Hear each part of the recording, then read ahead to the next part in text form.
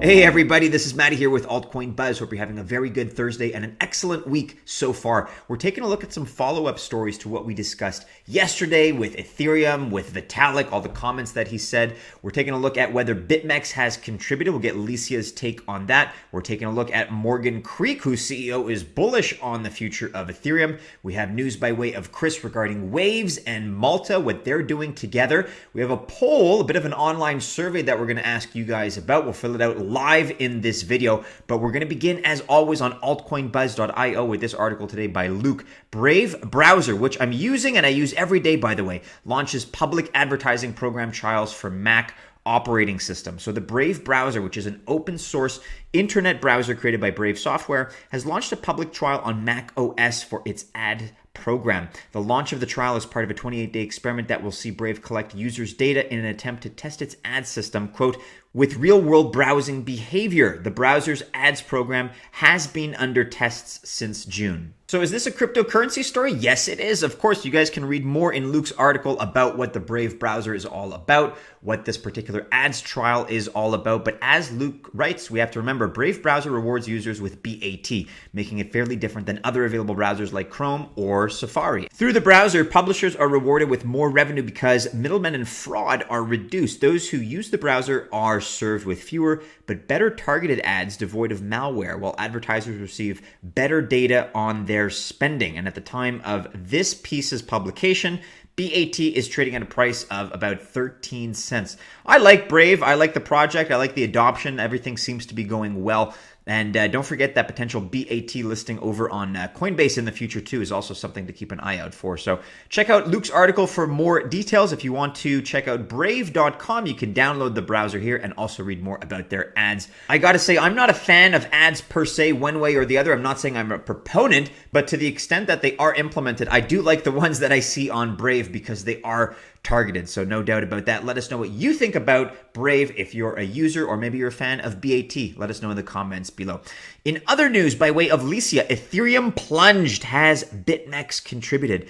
So we talked a little bit about this yesterday. We talked a lot about this yesterday, in fact, how Vitalik's comments have really combined with a negative market cycle with a lot of ICO sell-offs to substantially hurt the price of Ethereum lately. It's gone all the way down to about the 173 range. As Alicia points out, it's down 39.5%, almost 40% this week alone. So it's been hurting. You guys can read more. Alicia links to some of the other articles that we've discussed here, including our own at altcoinbuzz.io. But the question of the day here is really whether Arthur Hayes, who is the CEO of BitMEX, has contributed to some of this price decline. So reading Alicia's article here, an opinion has emerged that one reason behind this dramatic slump is the stance of one of the leading cryptocurrency trading platforms, BitMEX, or rather its CEO, Arthur Hayes' dislike for Ethereum. Thus, in his tweet published on the 2nd of August, he said the following. Let's go directly to that tweet right here. 50 times leveraged ETH USD perpetual swap is now live.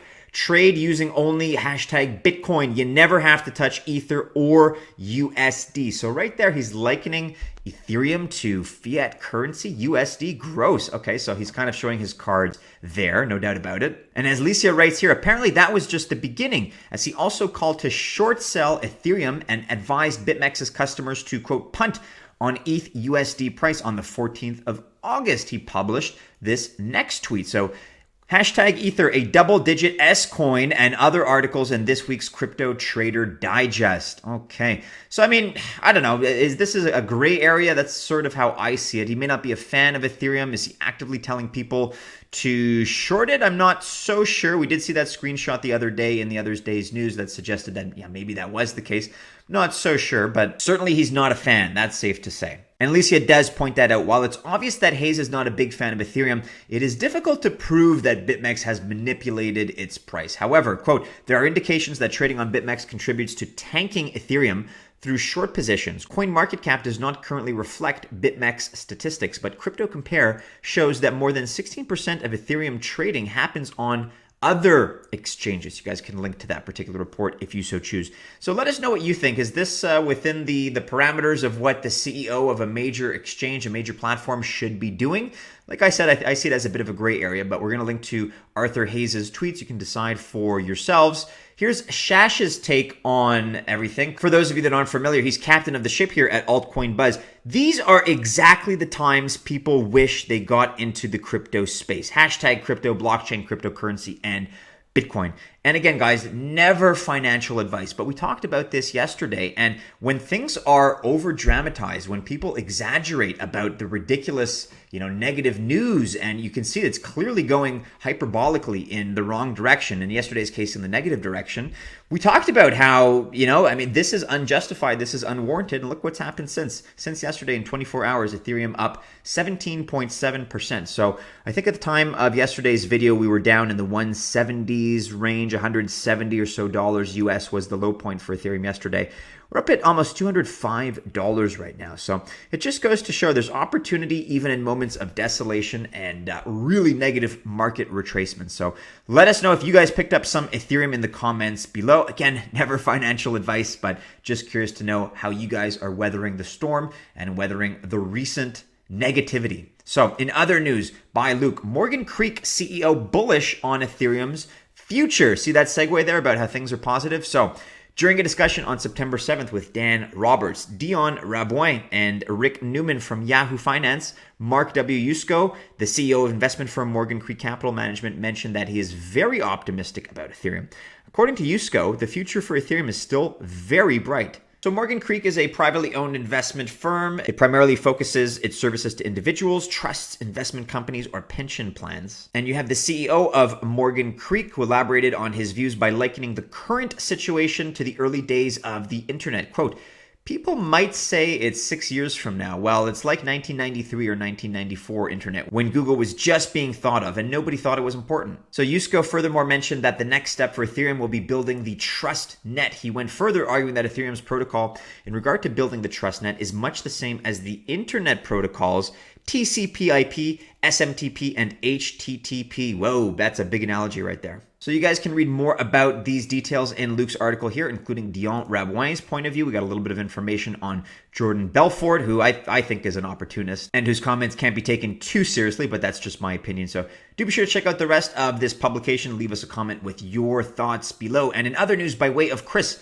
the waves are getting bigger. Malta adopting Waves platform. Malta is living up to its nickname, Blockchain Island, with the news that it could be adopting the Waves platform to tokenize financial assets. So Malta's Prime Minister Joseph Muscat and representatives from the government met with the Waves team, including Waves platform and Vostok CEO Sasha Ivanov, to discuss potential scenarios for use of the platform in both government and corporate sectors.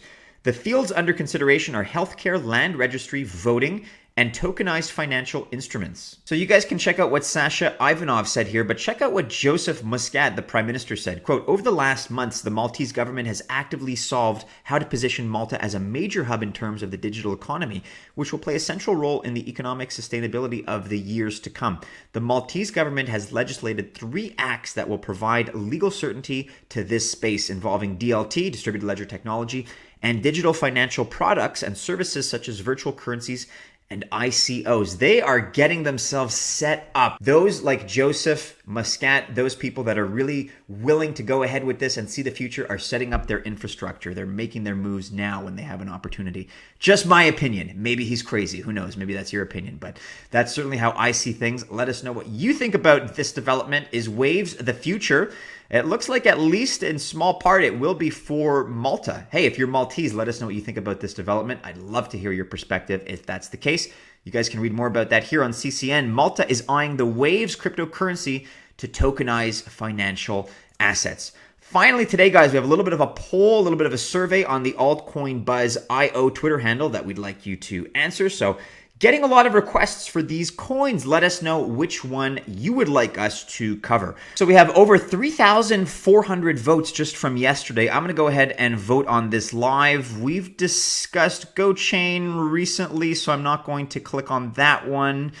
I'd probably like to know more about PundiX than anything, so that's going to be my vote. And I'm represented by 34% of you out there in the Altcoin Buzz army. 42% want to hear more about Apollo currency. So if you've not yet voted, you know what to do. Check out Altcoin Buzz and Altcoin Buzz News on Twitter. Not only do we release different polls, but we're going to keep you up to speed on the latest developments as we do with Instagram, Facebook, and Telegram. If you haven't checked out our latest video, here it is on the right, as well as a link to altcoinbuzz.io for our latest publications. Members of the Altcoin Buzz Army, if you choose to invest, I wish you happy investing. Have a great Thursday and a wonderful tail end to your week. We will see you again soon in a new video. Take care.